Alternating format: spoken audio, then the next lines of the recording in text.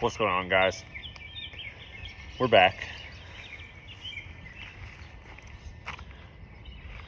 What I want to talk about is, I think, Christian existentialism. That's what I'm calling this. Christian existentialism, my story or my journey in faith.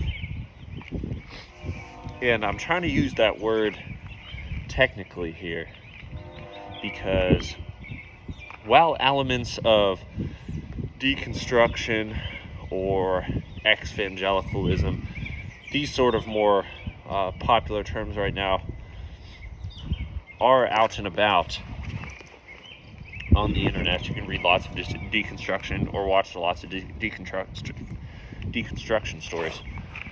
It's more about the journey, more about the quest. Now this is a loaded term. We'll slow it down here. But I am a Christian, okay? I feel confident in saying that because the figure of Jesus, he's inescapable for me. If I can think of anybody that I pray to the most, it would be him. And that's complicated. But trying to call a spade here as much as I can. Now, Christian existentialism. There are some good Christian existentialists out there. I have 3 or 4 books on my desk right now. I'll just go through a few with you.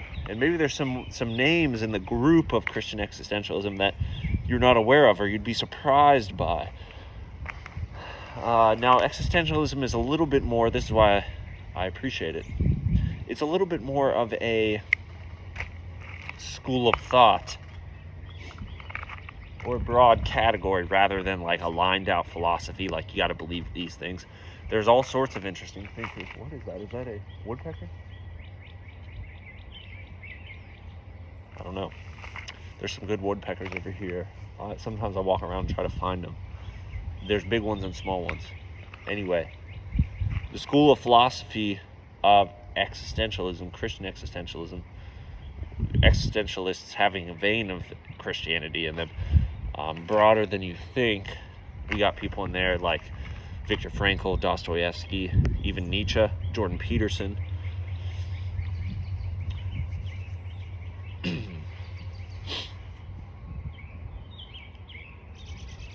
Now, Viktor Frankl, for instance, these 4 books are on my desk. Viktor Frankl's Man's Search for Meaning. Of course, he was in a concentration camp. He was working on logotherapy, the idea of meaning therapy. He identified that many more people, rather than suffering from like people he was encountering even modernity then, which is what, the 50s, 40s, something like that, 1950s, 40s.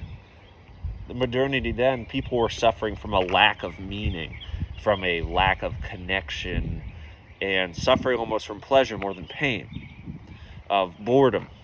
And so the first question he had, this would be a hard first question for people that you're working with, but the first question was something like, find one reason not to kill yourself. Okay, in logotherapy. That's a tough first assignment. Radically clarifying though. Maybe would wake someone up, just like you cut someone's hand off if they've just got bitten by venom or something, and you're trying to stop you're going to stop it before it gets worse. Trying to wake people up. Ooh, that is weird. Oh, I think it's just the wind blowing that branch. I'm sorry. Second thing is, second person. Nietzsche, who famously proclaimed that God is dead. My friend Dom said something insightful once about Nietzsche. He said that it's a shame that he was so anti-Christian because maybe he could have recognized something, paraphrasing, like their missions were sort of similar. This mission of transformation, like Vervaeke said that Nietzsche had said something like, we've wiped away the skyline, right, of absolute morality. Now we have to live up to it ourselves. We have to be gods. Don't ye know that ye are gods, or something like that? I'm not saying I agree with that. not in those terms. No, mostly not. What I'm saying is even if you strongly disagree with somebody, there's a lot you can learn by contrast to their thinking.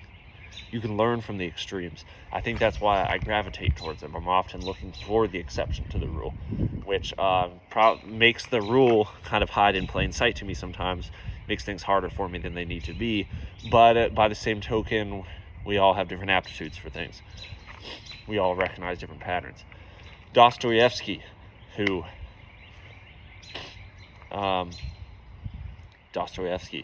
Christian existentialist, Orthodox Christian. I think he said something like, according to Peterson, and I just read this in the Brothers Karamazov. I'm about halfway through the Brothers Karamazov. It's about an 800-page book.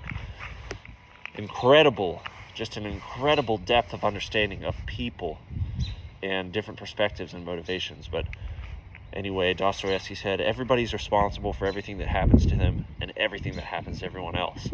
This idea of ultimate holding of weight, of like, talk about Christian existentialism, of holding, like maybe people be on the razor's edge of heaven and hell. That's almost like that, what that sounds like to me from Dostoevsky. We're in this grand web, and everything we do somehow affects someone else, and we're responsible for that. So we're responsible for everything everyone does all the time or something.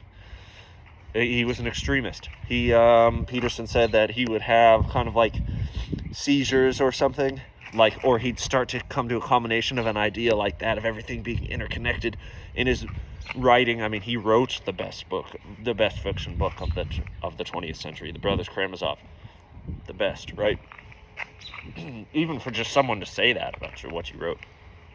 But he'd come to the combination of like, he was gonna have this grand insight, then he'd have a seizure, right? When he felt like he was, kind of weird to describe it that way. He was also in a firing squad to be executed, standing in line of a fight, like their backs were up against the wall. He was in a camp. And right when they had the rifles aimed at him and they knew they were going to die, they called it off. It was a kind of psychological torture move. And so, yeah, that would probably bother you a little bit. He'd been through some stuff. He deserved his ability to write and what he did, because he really endured a lot, man. And then the last one. Who's the last one I was thinking about? Those three are good. Oh, Peterson. Peterson as a Christian existentialist, of course. How can I forget? People get annoyed at Peterson because they're like, do you believe in God? Well, what do you mean about God, right? What? And everyone's like, oh, come on. Just come off of it already. Just do yes or no. And, of course, it's just that simple, right? It's just that simple, whether God, yes or no, right? I think even though Peterson takes it to another level, there's something to what he's doing. It provokes a question. Maybe if he just hopped in one camp or another, it would let people off the hook. He says something like, who dares say they believe in God? Or what was another one? Peterson, definite existentialist. What was another one? I act as if God exists. There's a really good clip from Peterson. I act as if God exists. Just type that in, Peterson. Jordan Peterson. He stays open to the possibility.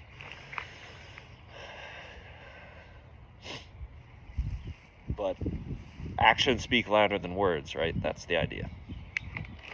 And so, where am I going with all this? I guess I find myself more in that category. I'm on the quest. I'm following the thread. It makes way more sense for there to be a God than not a God. I think Dostoevsky demonstrated that really well in Crime and Punishment. And that book healed me a little bit in the sense that, okay, all right, I recognize a lot of myself in Raskolnikov, who's this character that he's an early atheist before those were really a thing, right? At least not as popular a thing as they are now. And he just figures, he kind of has the Nietzschean proclamation in his mind that if he were just strong enough to break the social order, then he could do what he wanted. He could be a man that makes his own morality. He would be part of the elite few who could see through the illusion and make their own social order. And he decides that if he were really strong enough, because Nietzsche identified rightly that sometimes what looks like morality is just weakness. We're just afraid to break social convention. We're afraid to... I get it. It's a pretty astute observation from Nietzsche there. He also thought that Christianity was like an inversion of the hierarchy, that what Jesus did to the least of these, right, was like a political move. What did they say about... What did Vervaeke say about... Christianity overthrew Rome without a single sword, because the ethic, you got to hand it to Christ in this matter, that the idea that everybody has inherent value, as equal value. We're all made in the image of God. This overthrew the Roman Empire, right, or however that works. It rose up from the grassroots.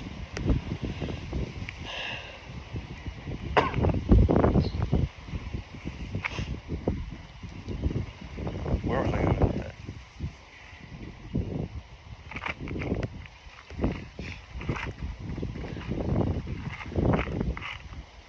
The other thing I'll say about Peterson to end it.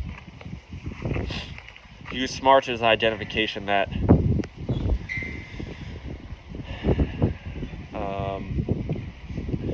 maybe we won't, in our flawed human understanding, we won't ever know the absolute truth. And this is a scary... This seems like a baseless idea.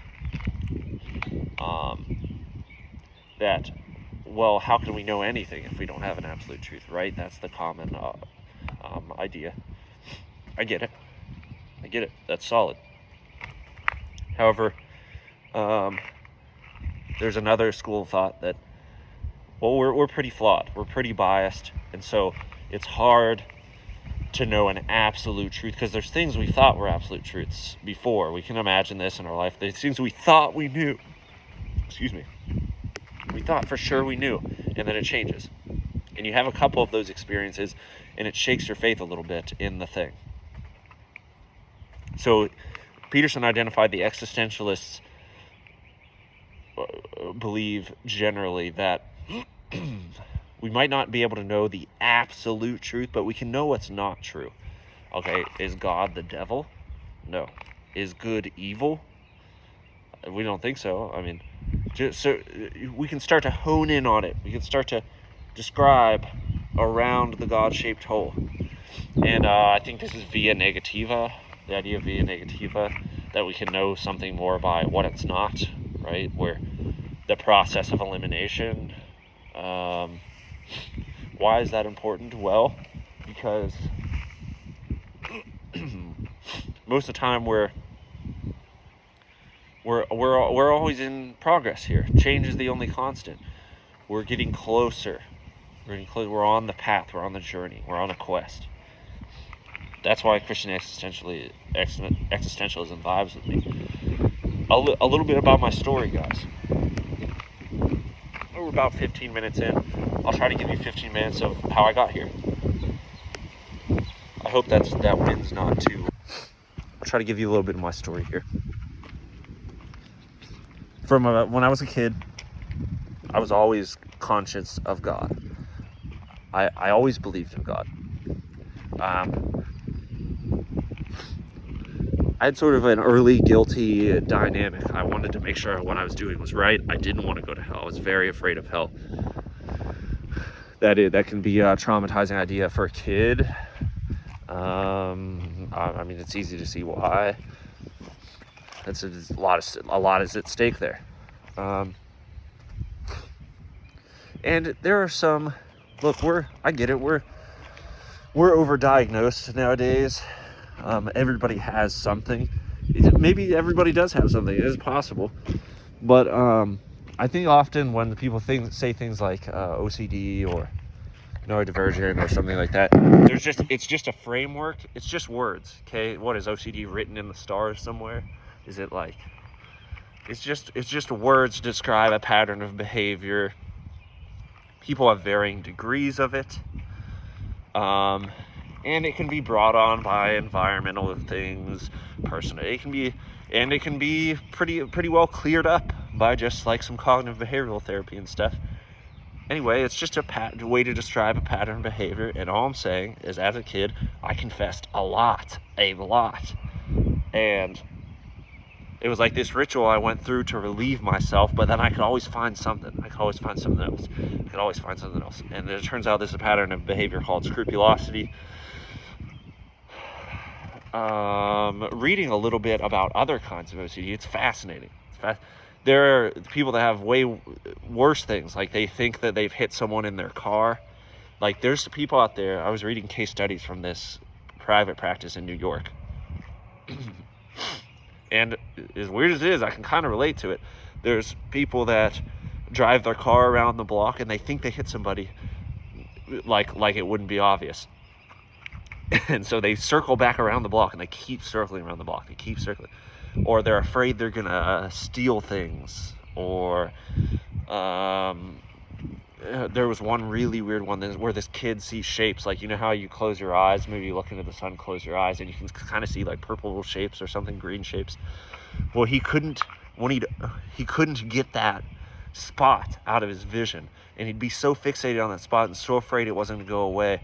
And so like bothered by that, like agitated, like almost like it was an itch or something.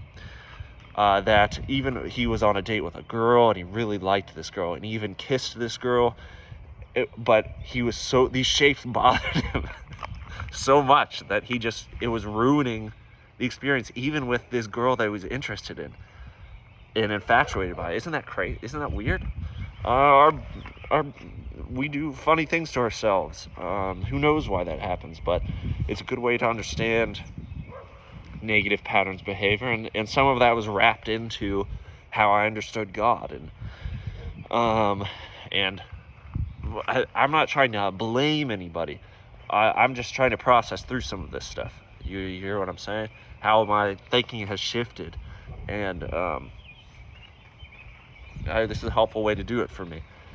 So what? Yes, that was involved in my early church experience, constantly confessing. I can remember going with my mom to my youth pastor and being like, hey man, I want to jump up. I know I can do a front flip off the diving board, but I'm afraid to do it. And so I've been like crying about it. I'm in like 5th or 6th grade because I want to do it. I know I can do it. I'm afraid to do it though. I need to do it. I want to do a front flip off the diving board. Like, that's what's driving me to tears. My youth pastor's like, well, the devil does weird things, and it might as well have been the devil. It was weird, man. It was weird. I couldn't get that fixation away. And that has kind of followed me around a little bit and probably has been exaggerated by the evangelistic impulse. And for some people, it's not a big deal. For some people, they're like, yes, I want to tell you about a better way of life in Jesus. And for the most part, probably, there's lots of people that like benefit from that enormously. I'm not saying I'm the standard. I'm saying my experience is I feel like it's kind of strange and I just want to share it. I don't know. So yeah, we used to go, it would be exaggerated, the impulse of confession and things, just like sort of like Martin Luther's scrupulosity and always going to the priest and they'd be like, dude, get out of here, you're good. And he's like, no, I'm always there. I'm always falling short of the glory of God, which is written in the Word of God, right? Which is true. A sin is just missing the mark, right? It's like an archery term. Sin is missing the mark. And have you been perfectly loving to your neighbor today? Have you? No, of course not. Of course not. That's impossible. So some people's brains pick up on these things and they don't let them go. And we get introspective and we tunnel into ourselves. And these cycles can be broken. They can be healed.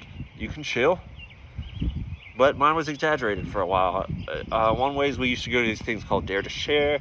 They were like public evangelism sort of events.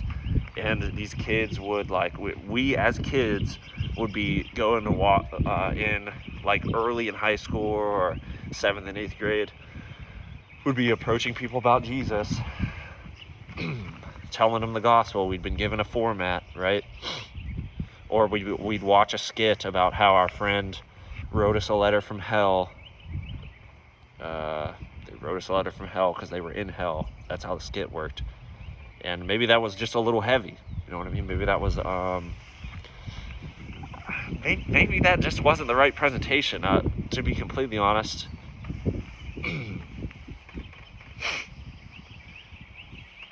People calling their friends late into the night, getting all the numbers out of their cell phone, calling their friends to tell them about Jesus so they can punch the ticket. You know what I mean? And I'm not quite sure that's how that works anymore. The thief on the cross, of course, he went to heaven, as the story goes. But I'm just trying to explain. I'm just trying to fill in the picture of the journey I've been on.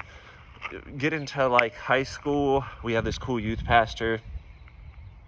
He's a good guy, man. I still think he's a good guy.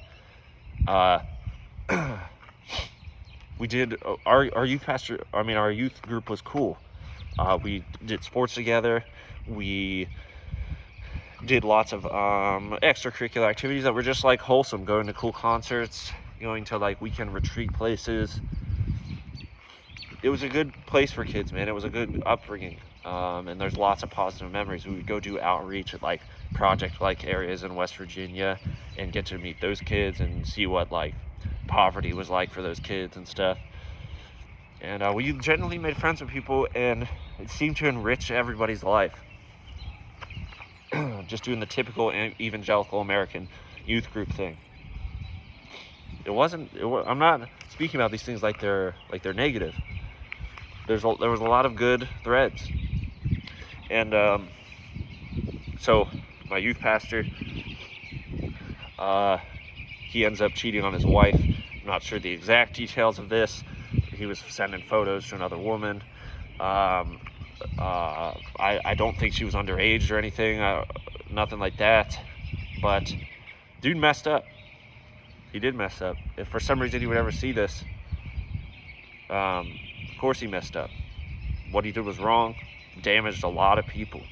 That was years ago now. That was almost 15 or 20 years ago now. You know, he was able to salvage marriage. He's got good kids. He's way far away from here. I have no idea what's going on in his life. But that was an interesting moment, kind of a pivot point for different people. Some people use it as justifications to, I don't know. I remember a friend saying, so after all that, you ever just think that a lot of that was bullshit? Because look what he did. You know what I mean? That's a good question for people. We do use it as a justification when someone in a group we don't, that acts as a moral standard suddenly messes up. You know, we'd like to think we would never do anything like that or whatever. But turns out he's a human being. We're all human beings. I don't think it was helpful that, now, speaking personally, I know I got a girlfriend shortly after that. I'd never even had a girlfriend, not really. I've had no experience with women, basically. Basically, zero experience with women. I was a sophomore or junior in high school. That was embarrassing to me then. That was the sort of bubble I was in, I guess. And I guess what I want to say is, I don't think really sheltering your kids off from that. We don't just want our kids going buck wild. We don't want them to not make informed decisions or have wisdom or share the wisdom of their parents. But I definitely, because that stuff maybe was suppressed, it becomes more and more of a forbidden fruit. You know what I mean? And then when you interact with it, it's like you let the dog off the leash, and kids are gonna find out about opposite sex. They're gonna find out about it. Okay. Obviously. And I don't know, I think just certain parts of Christian upbringing, a hard Christian upbringing, hard. What's the word? This is maybe the most objective way to say it. Certain parts of that, like, conservative Christian upbringing made it more difficult than it needed to be, or something. People were afraid of the opposite sex in that way. I think I was told, like, that marriage is a good thing, but it was pretty much just like hard abstinence. That's like the worst thing. I can maybe remember thinking that's like the worst thing that could happen, is to slip up with a girl or something. Or so what happens? You have a lot of pent up, misunderstood, I guess, parts of yourself that, yeah. Where am I going with this?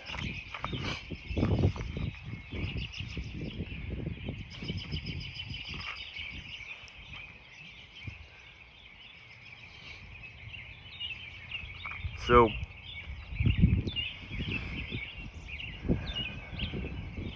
it exaggerated certain pain in my life, as something as,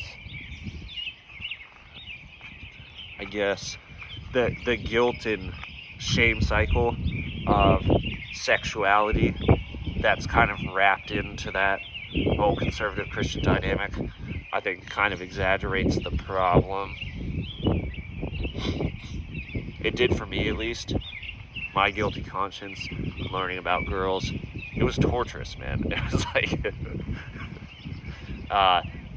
finding porn for the first time. It's this like weird dynamic that can happen in, like, well, how would you say, conservative religious circles, where it's such a forbidden fruit. Sex is such a forbidden fruit that there's like this dark side of you that develops. Maybe that's the way to put it. And you're always constantly punishing yourself by watching the thing or engaging in the act, and realizing how horrible a person and what a wretched sinner you are for doing that. And it kind of like ties you to it, like a wound, an open wound or something you keep messing with or itching. Whereas if you didn't hold those things as like so forbidden, it wouldn't be such a big issue.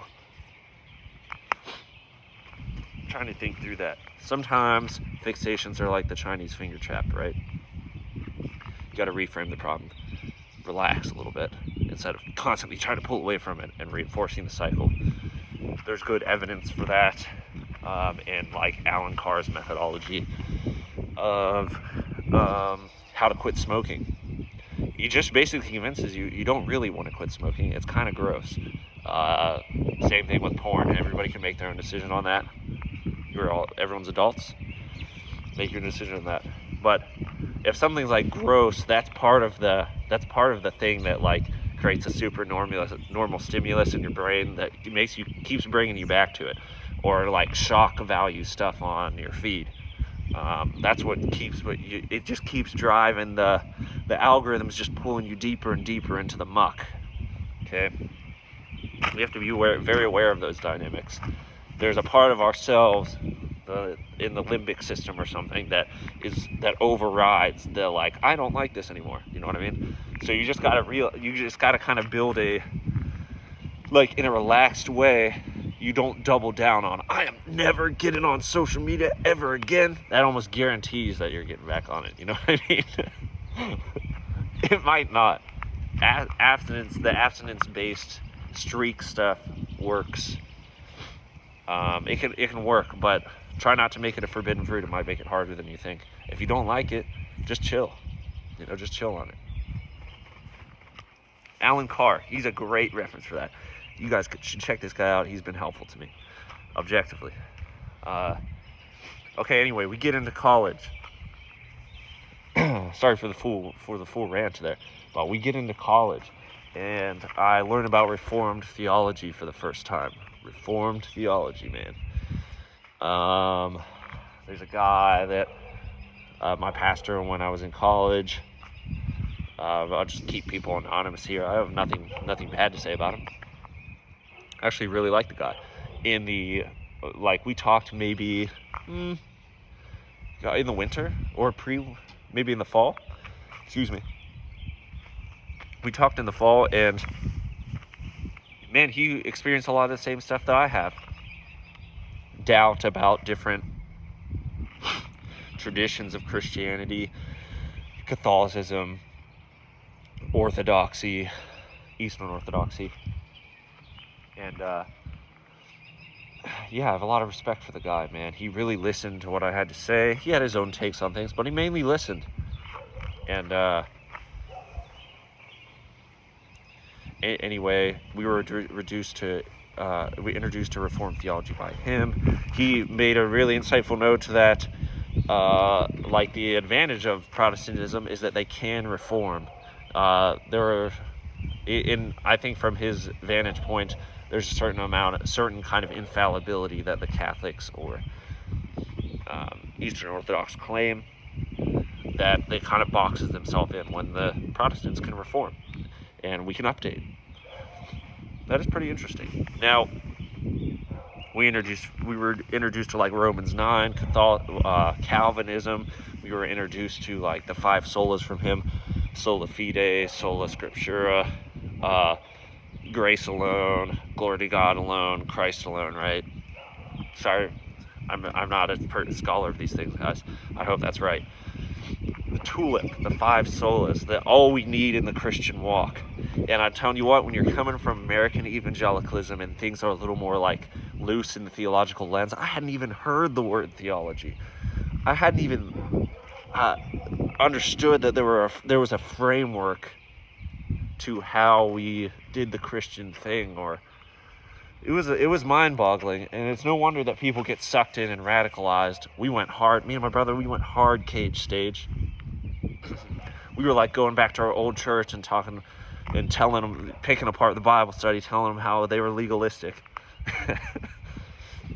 You gotta, man, it's the red pill or the blue pill if you are introduced to that stuff when you're young and angry in your Christian walk, you know. But is it evil? No. There are people that hold those things much more responsibly.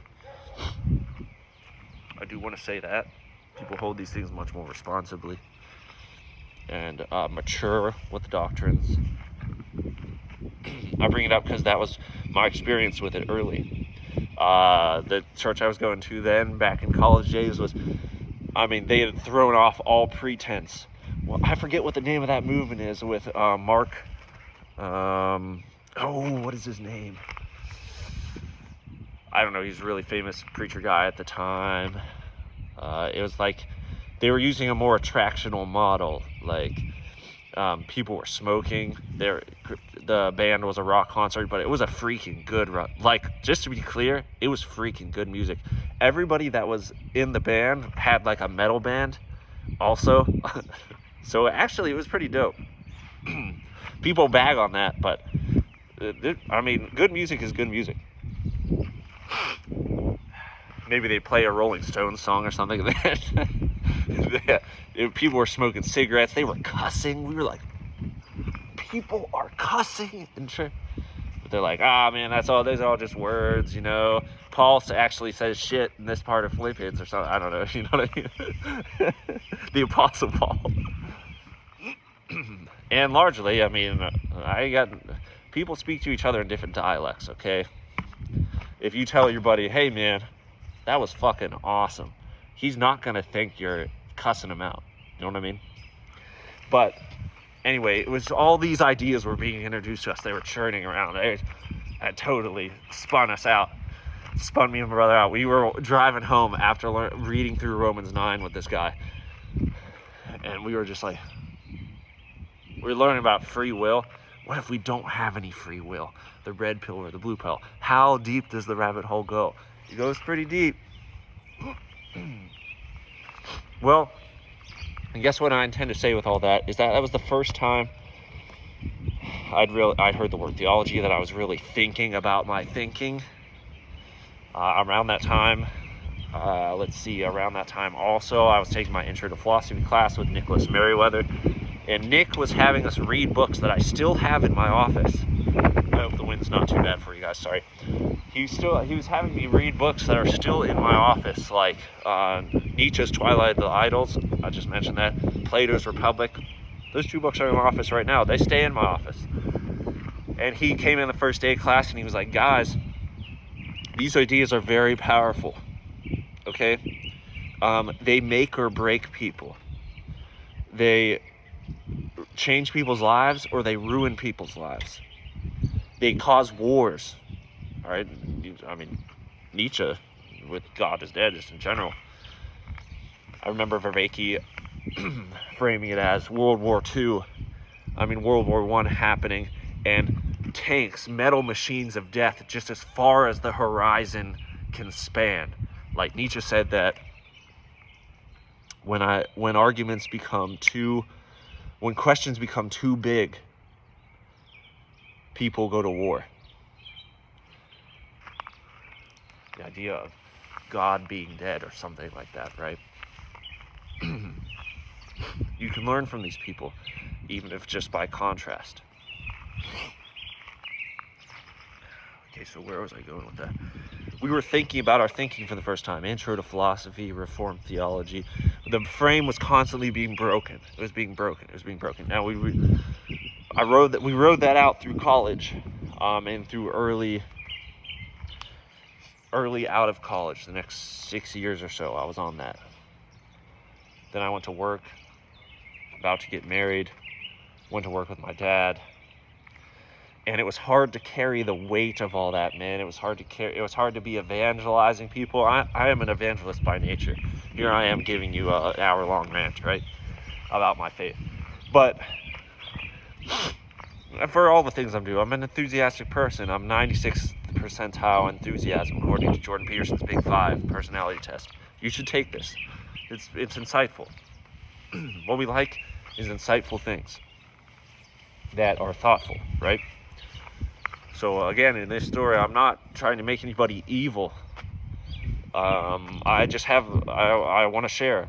We all have our own perspectives, and they can be illuminating. Hopefully, the goal of this is some sort of insight for you.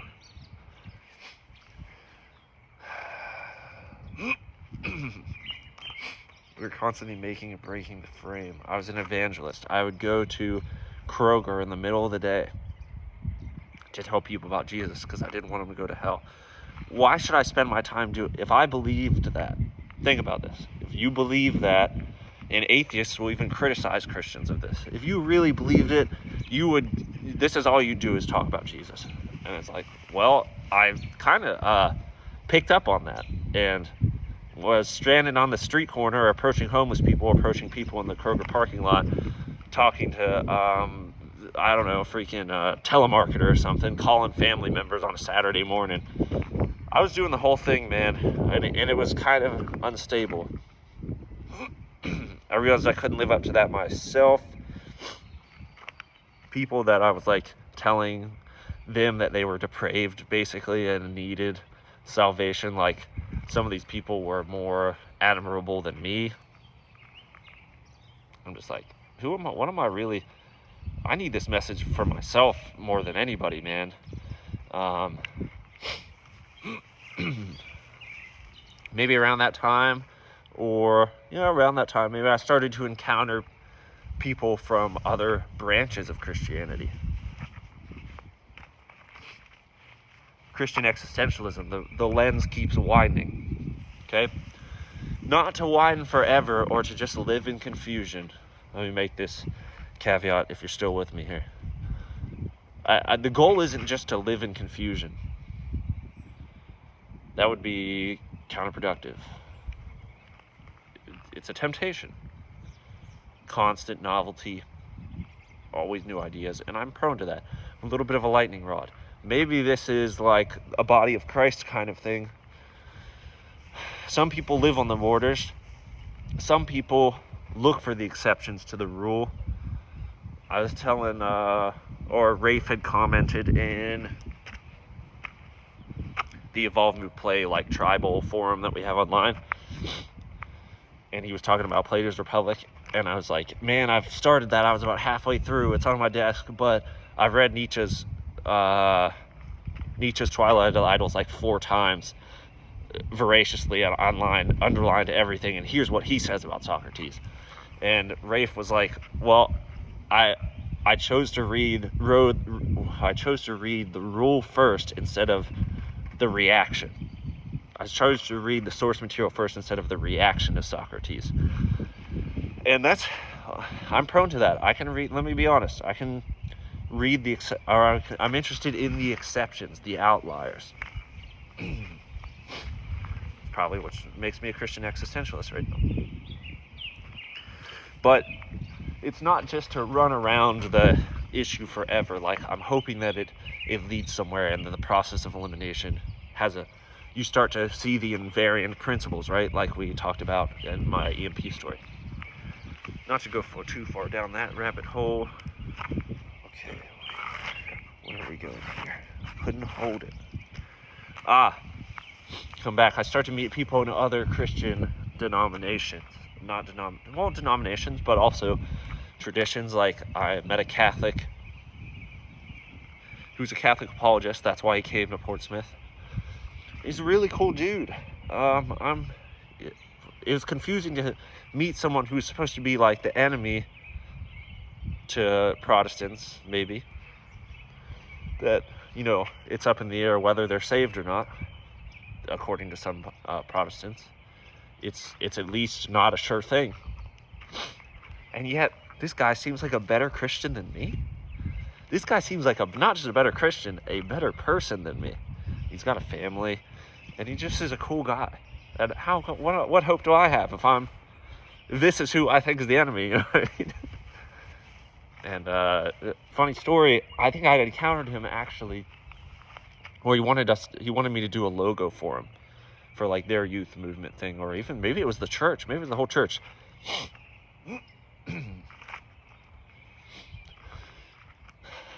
I would have done it now. I didn't do it then because I thought that I was going to lead people to a false gospel.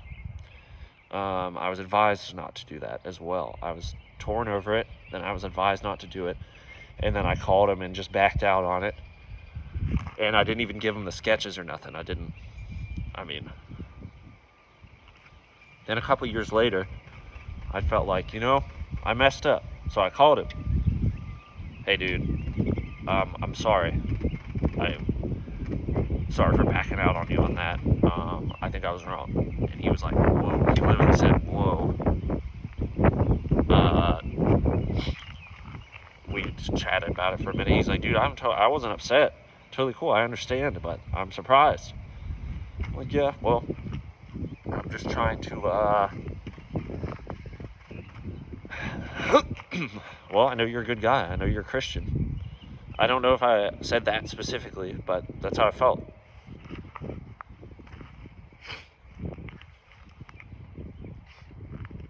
So suddenly the mold wasn't so clear about the traditions.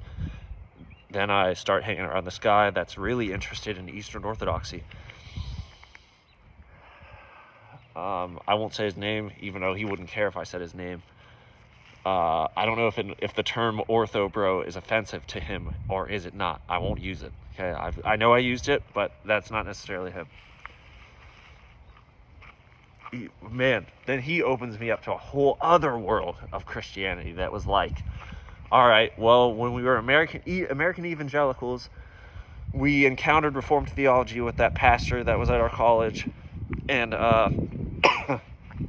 it was like we went back to the 1500s and we met Martin Luther and John Calvin and, I don't know, Zwingli or whoever these guys. Charles Spurgeon, etc., etc. And that felt like a rerouting and historical sort of Christianity.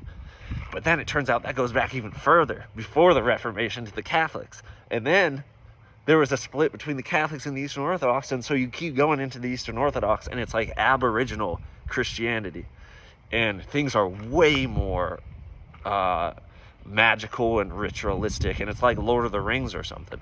And the saints are still involved, the host of heaven's still involved. People are praying in front of the icons of the saints. They're blessing relics and stuff. They're claiming to have like a piece of the cross and all these blessed relics. And this was all sacrilegious to the Protestant impulse in me, because, well, we don't need anything other than Christ. And that might be true, just like the thief on the cross. Ultimately, that might be true. But these people had other ways of interacting with their faith. They had other ways to draw their attention in liturgy and other forms of liturgy. I remember there was a time I thought it was weird when we were taking communion every week. We didn't always do this.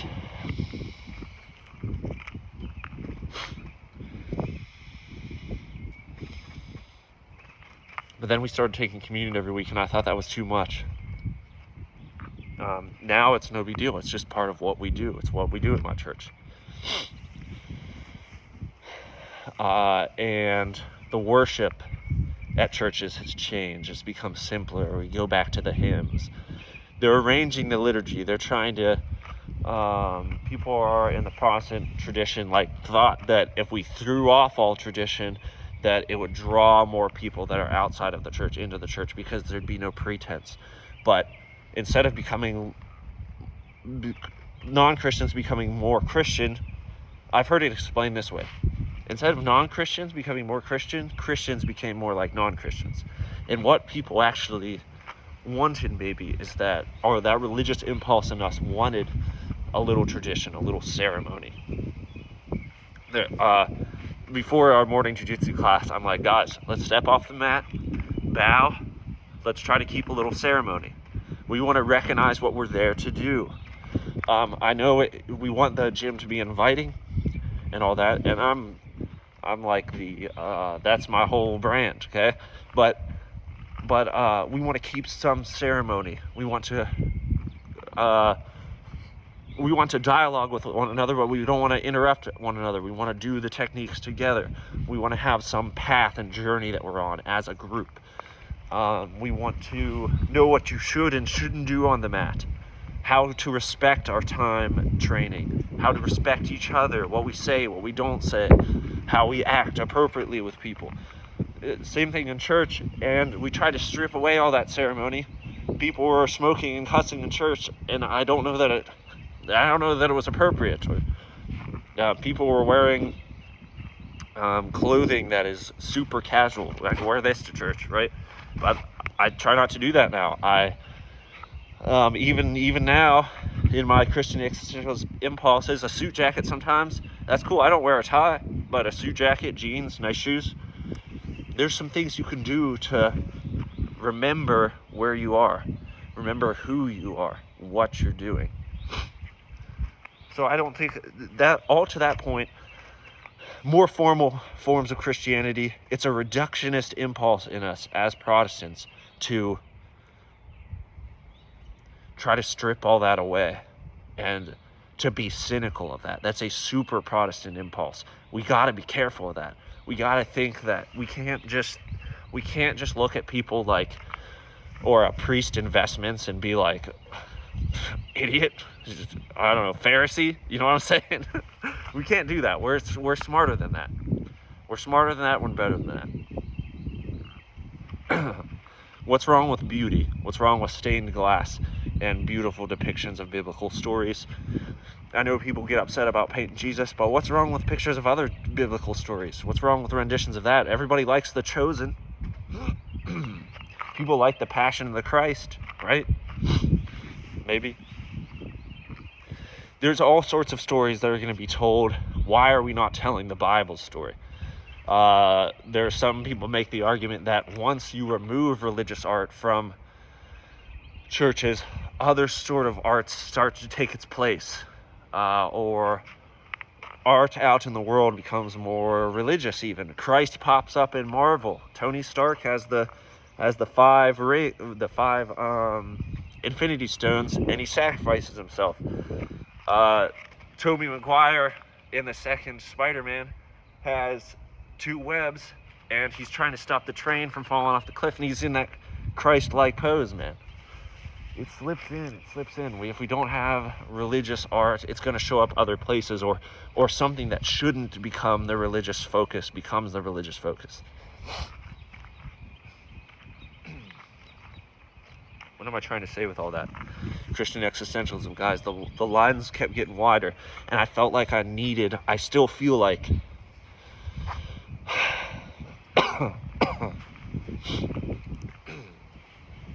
that I need a bigger container for this stuff. I don't know that the answer is to,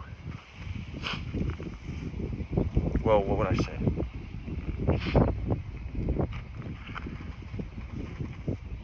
Without getting into it too in a tangle of personal matters in the here and now.